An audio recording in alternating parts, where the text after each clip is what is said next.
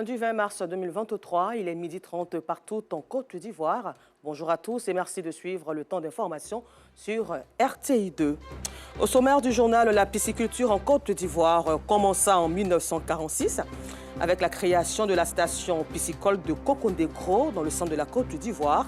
Cependant, à Daloa, les acteurs sont freinés dans leur élan de production et nous verrons les véritables raisons dans ce temps d'information.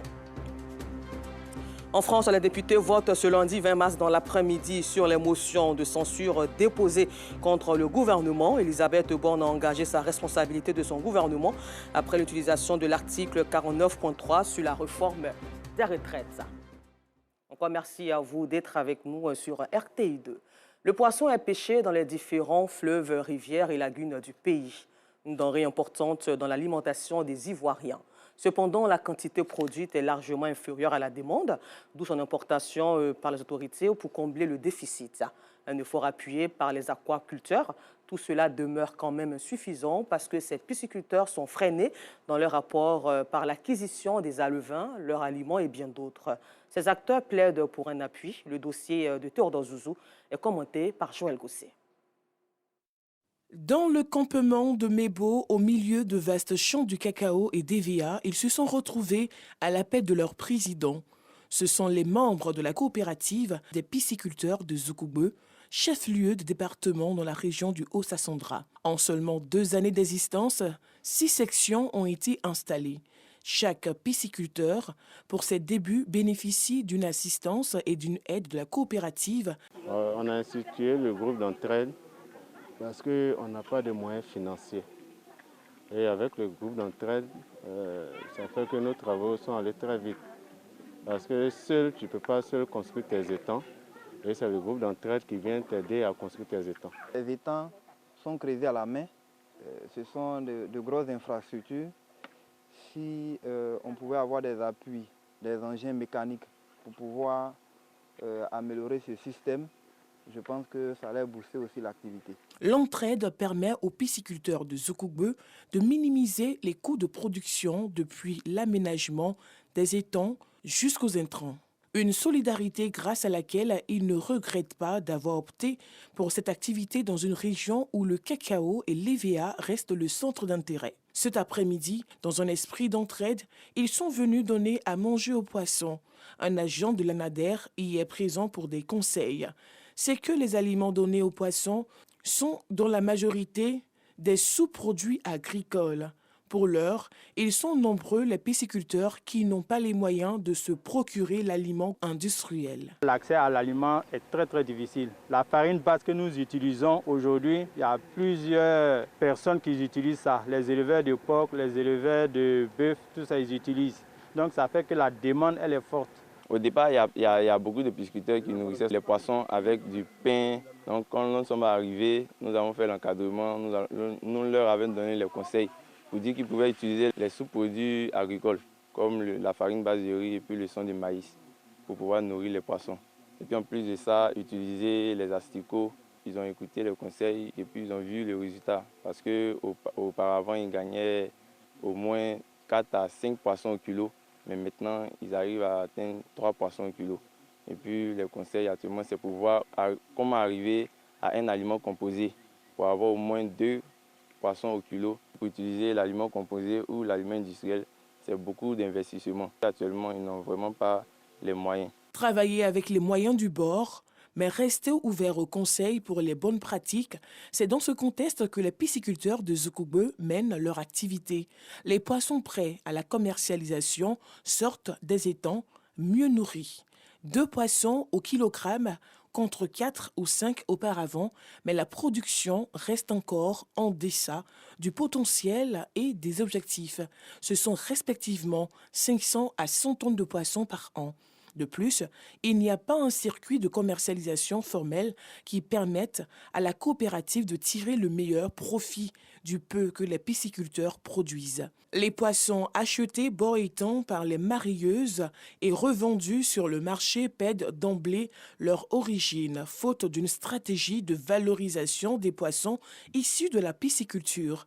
À la vérité, les mareyeuses ne révèlent pas la vraie origine des poissons. Celles-ci font croire à leur clientèle que ce sont des poissons en provenance de Guésabo, au lieu de pêche sur le fleuve Sassandra. Je prends à Guésabo et puis souvent je prends à pisciculture de Zoubé.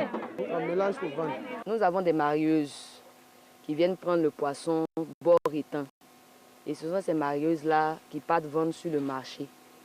Et le constat que nous avons fait, c'est que quand elles vont sur le marché avec nos poissons, elles disent que c'est le poisson de Guésabo. Et nous-mêmes, quand on s'en va à la rencontre des consommateurs, ils disent qu'ils ne connaissent pas le poisson de pisciculture. Il faut créer aussi de la richesse. Nous ne faisons pas le prix bord étang, nous faisons le prix que la marée peut supporter. Donc c'est pourquoi nous faisons le kilo de ce poisson-là à 2500 francs. Et nous pensons qu'avec cette sortie-là, nous pourrons avoir un marché de pisciculture. Tout le monde est en train de réfléchir pour pouvoir créer un marché central au niveau de Daloa, de telle sorte que nos produits sortent directement des étangs pour aller directement dans l'assiette du consommateur. D'une localité à une autre, les mêmes préoccupations, les mêmes besoins, les mêmes difficultés. Comme ici, dans cette ferme agro-piscicole à Cramois, village dans la commune de Daloa. Ce sont 3 hectares de bas-fonds qu'exploite Chekna Maïga. Seulement 2 à 3 tonnes de poissons sont vendues par cycle pour des étangs pouvant contenir 100 000 alevins. Cause de cette sous-production, la difficulté à se procurer les intrants de qualité pour mieux nourrir les poissons. J'ai une ferme qui a une capacité de plus de 100 tonnes. Mais malheureusement, je suis à 7 à 10 tonnes par an. Si je vais prendre ces 100 tonnes, je ne pourrai pas les nourrir. Je les nourris mes poissons avec les moyens de bord. Parce qu'on n'a pas de subvention, on n'a pas d'aide. Et on prend de l'aliment classique.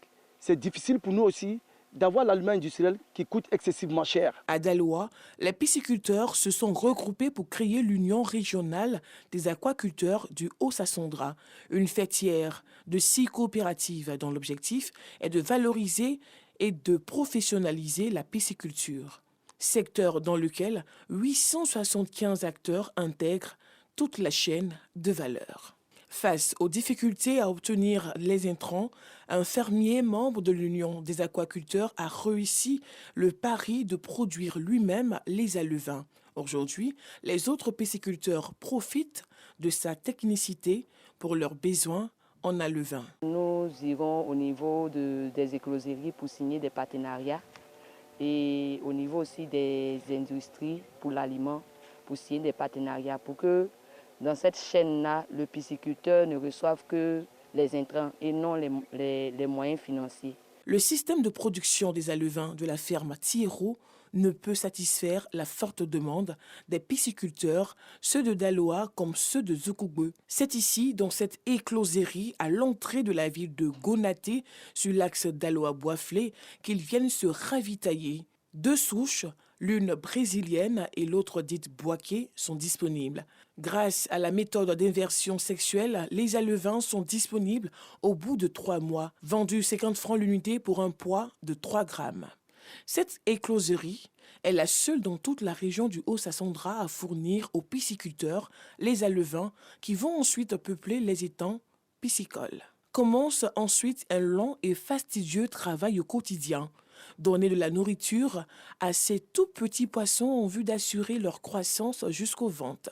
2 ventes en général dans l'année quand le processus d'élevage est bien respecté et les poissons convenablement nourris avec des intrants de qualité. Si on joue véritablement sur le coût, n'est-ce pas, de la provence, donc le coût de l'aliment, je pense que les pisciculteurs se sentiront mieux et ils ne vont pas trop dire que c'est l'alevin, c'est l'alevin, c'est l'alevin. Donc, le souhait, n'est-ce pas, de l'écloserie que je suis, c'est que les pisciculteurs aient plus de moyens d'agrandir, n'est-ce pas, leur surface Grâce à un partenariat signé entre l'Union des aquaculteurs du Haut-Sassandra et l'écloserie de Gonaté, le besoin en alevin des pisciculteurs est une question de partie réglée. Reste celle des intrants, des aliments composés ou industriels dont le prix, selon les pisciculteurs eux-mêmes, a connu une montée en flèche. Le cœur à l'ouvrage, ils demandent un accompagnement de l'État ou des bailleurs pour le développement de leur activité, dans une perspective d'autosuffisance en poissons de la région du Haut-Sassandra. À Abidjan, les espaces détente en bordure d'eau, les week-ends, c'est une toute autre ambiance. Ces espaces sont beaucoup prisés par les populations du fait de l'air frais qui est dégagé de la gastronomie variée. Aïcha Sanogo et Maïssa Kogey nous font vivre cette atmosphère. Il est 16 h au quartier Azito dans la commune de Yopougon. Cet endroit de détente situé au bord de la lagune est très prisé les week-ends. Certains viennent en famille, d'autres en amoureux pour profiter de ce cadre naturel. C'est reposant, c'est calme en fait. Voilà, le vent circule et puis voilà, on vit en fraternité ici. Tu vois, on est collés, tu ne sais même pas qui est qui.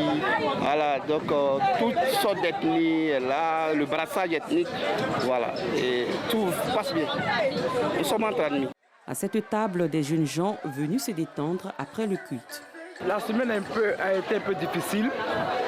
Mais on s'est dit comme ça qu'après le culte, on ne peut rien faire sans Dieu. Après qu'on ait fini à l'église, il fallait qu'on vienne quelque part pour changer un peu d'air, pour passer à autre chose, pour penser à autre chose, quoi. On n'a pas prévu venir ici.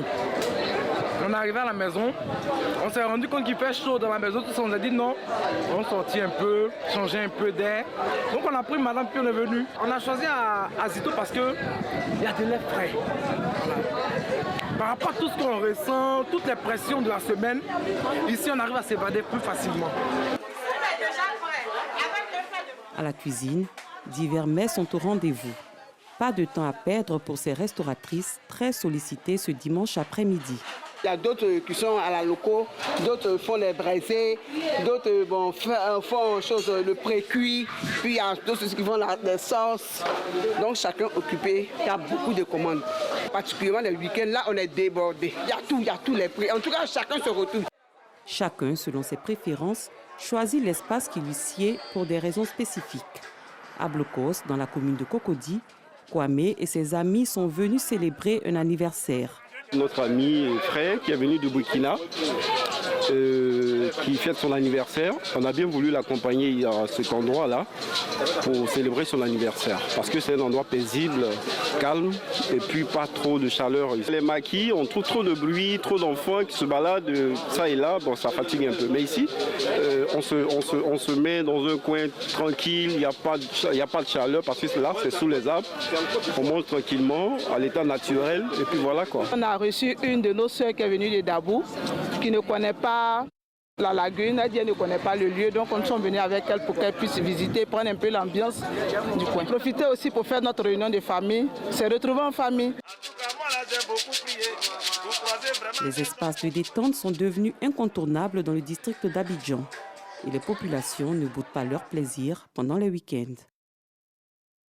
En sport, l'éléphante taekwondo-in Osinkimi Lorraine a décroché hier dimanche la médaille d'or lors des Open de Belgique, soulignant que 600 athlètes dans la fourchette de 12 à 14 ans, issus de 77 pays, ont pris part à cette 5e édition de ce championnat du monde des cadets. En France, les députés votent ce lundi 20 mars dans l'après-midi sur les motions de censure déposées contre le gouvernement. Elisabeth Borne a engagé la responsabilité de son gouvernement après l'utilisation de l'article 49.3 sur la réforme des retraites. C'est la dernière étape du parcours parlementaire de la réforme des retraites et la dernière chance pour les oppositions de rejeter ce projet pour le camp présidentiel. Cette journée et l'avenir s'annoncent rudes. Et puis on est terminé. Sachez que la plus grande banque de Suisse, UBS, poussée par les autorités, a accepté hier dimanche d'acheter sa rivale Crédit Suisse pour 2 milliards de dollars afin d'empêcher une débâcle et un mouvement de panique sur les marchés ce lundi. Pour le président de la Confédération helvétique, Alain Berset, c'est le meilleur moyen de rétablir la confiance. Cette solution est non seulement décisive pour la Suisse, mais pour la stabilité de l'ensemble du système financier mondial. Encore merci à vous et bonne suite de programme sur RTI2, la chaîne la plus proche des populations. Alassane Rabo-Parguin sera là pour vous servir ce soir à 19h30.